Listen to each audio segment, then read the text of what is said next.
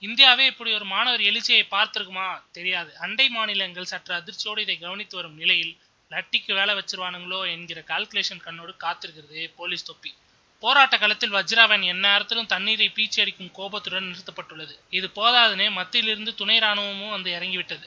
போக போக பார்த்தா எந்த நேரத்திலும் எதுவும் நிகழலாம் என்கிற படபடப்பு நிமிஷத்துக்கு நிமிஷம் கூடிக்கொண்டே போகிறது. ஒரு வேளை துணை ராணுவத்தினர் லத்திச்சார்ஜ் செய்தால் என்ன செய்வது? போராட்ட களத்திற்கு இன்று காலை சென்ற சிம்பு மாணவர்களுக்கு ஒரு அட்வைஸ் செஞ்சாராம். அந்த அட்வைஸ் என்ன என்பதுதான் மிக மிக முக்கியமான விஷயம். எல்லாரும் ஒரு தேசிய கொடியை பாக்கெட்ல வச்சுக்கோங்க.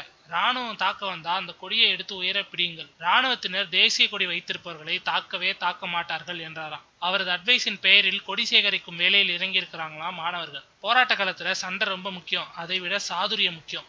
சிம்புவை பாராட்டலாமே.